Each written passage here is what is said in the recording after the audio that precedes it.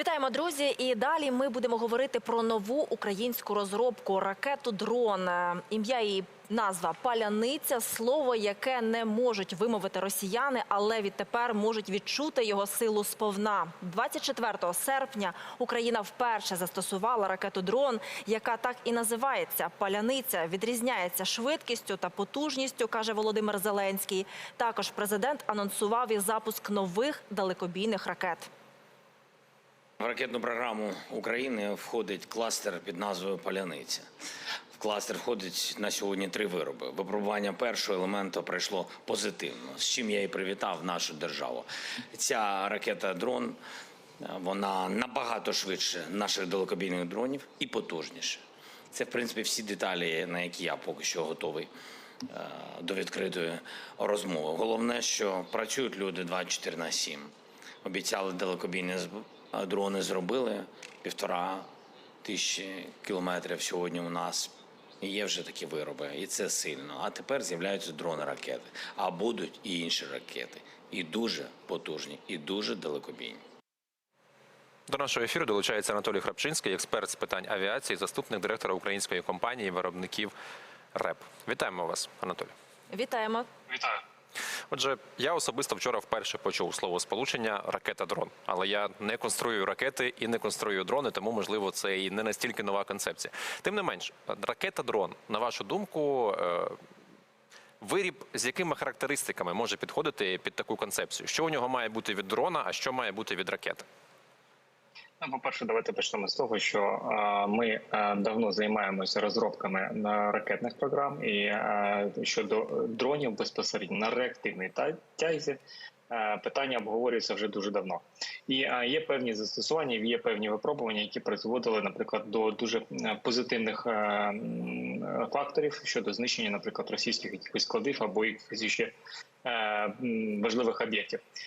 Я би сказав, що в принципі, якщо ми кажемо про дрон-ракету, тут слід зауважити, що ми можемо казати про те, що ми зможемо більш точно наводити цю ракету і використовувати деякі технології з ракети. Тобто ми кажемо про інерційну систему навігації, яка дозволить там обходити, наприклад, російський РЕП або обходити минати засоби протиповітряної оборони, але на кінцевому етапі наводитись більш точно за рахунок, наприклад, там вже певних каналів зв'язку, які дозволять на великій відстані попадати прямісінько в ціль. В принципі, ми і бачимо за останній час, за цей рік, яка кількість уражених російських об'єктів була за рахунок точного попадання в потрібну ціль.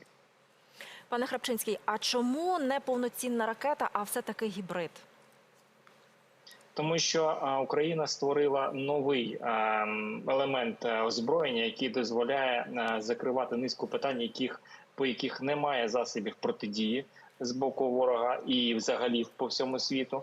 Тому що Україна задала тон новим системам безпілотним, за рахунок чого будуть зміни навіть в стандартах НАТО. Тому що ми привідкрили зовсім інші можливості засобів безпілотних систем. За рахунок, наприклад, реактивної тязі ми можемо збільшити корисне навантаження і збільшити швидкість для того, щоб оперативно обходити, наприклад, російську засоби протиповітряної оборони. Вчора український президент Володимир Зеленський вперше публічно заявив, що Україна виробила і використала успішно ракету-дрон «Паляниця». І сьогодні український президент показав відео, яке присвячене, зокрема, і «Паляниці». І в цьому відео сказано, що на розробку, реалізацію проєкту пішло всього 1,5 роки, що авторами відео відзначено як дуже короткий термін. І також було показано один цікавий не знімок, а те, що називається рендер. Швидше за все, я так припускаю. Тобто зображення комп'ютерне цієї ракети, яку я зараз прошу вас показати. Ось так вона виглядає. Ми, в принципі, сказати, що нічого не можемо знати про цю ракету буде неправдою, оскільки цей знімок також достатньо інформативний.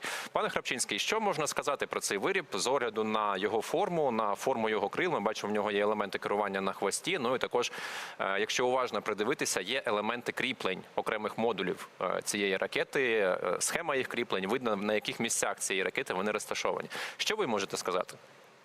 Ну, знов таки, як зазначалось, запуск з землі відбувається за рахунок чи шасі, чи за рахунок, наприклад, катапульти. Тобто це дозволяє запускати з будь-якого місця.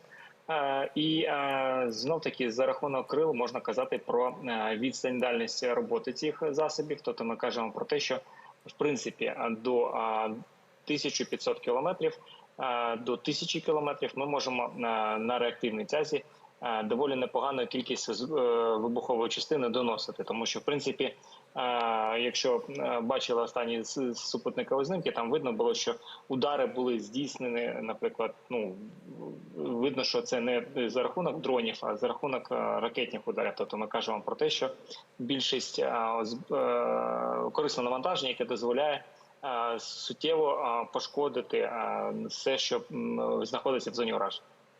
Пане Харпчинський, також президент сказав, що в межах дії цієї ракети опиниться десятки російських аеродромів. Про які аеродроми може йти мова? Більшість аеродромів, які знаходяться на відстані до 1000 кілометрів, тобто ми кажемо про ті аеродроми, які експлуатуються Російською Федерацією для тактичної авіації і для стратегічної авіації. Тобто це ті аеродроми, з яких злітають російські літаки СУ для того, щоб запускати або ракети малої середньої дальності Х-59, Х-69, або ті ж самі крилаті авіабомби. Ми бачили за останній час низку ударів по російських аеродромах, і тут знов-таки слід зауважити, що точне попадання в об'єкти збереження озброєння, об'єкти збереження паливно-мастильних матеріалів і об'єкти технічного обслуговування літаків. Тобто це три важливих компоненти, які і надають можливість російським літакам літати і запускати в бік України або ракети, або керовані авіабомби.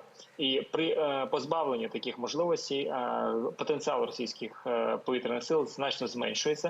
В принципі, ми вже побачили деякі зміни щодо, наприклад, зменшення використання керованих авіабомб. На вашу думку, який потенціал у цієї технології ракета-дрон і який потенціал розвитку виробу під назвою «Паляниця»? Насправді, давайте почнемо з того, що я зараз повернувся з виставки оборонної в Данії, і насправді велика кількість засобів, представлених українських, суттєво потужно дивились на фоні, наприклад, тих же самих оглядових майданчиків Lockheed Martin або інших засобів озброєння. І українська, те, що пропонувала Україна, доволі зацікавлені були і данські військові, і військові скандинавських країн, тобто вони були зацікавлені в цих засобах озброєння, які пропонує Україна. Чому? Тому що вони перспективні, вони відкрили нові горизонти щодо застосування, тобто ми кажемо про те, що ми дещо здешевіли систему ураження і додали її технологічності, що дозволяє нам працювати на великих відстанях, бути малопомітним для засобів радіолокації і достигати так прицільно попадати в важливі об'єкти на території Російської Федерації. Тобто ми кажемо про те, що у України в принципі наразі є велика кількість компаній, які активно займаються і розробляють високотехнологічне озброєння. Ми бачимо, за який короткий термін ці приватні компанії розробляють ці засоби. І це дозволяє нам отримувати певні переваги, поки наші західні партнери вирішують, чи надавати нам зброю для ураження по території Російської Федерації, чи дозволяти нам збільшити географію ударів і так далі. Але за рахунок таких українських компаній ми бачимо суттєві результати, і на стратегічному рівні ми показуємо нашим західним партнерам, що Росія насправді стратегічно слабка, тому що вона певний час готувалась до активних бойових дій.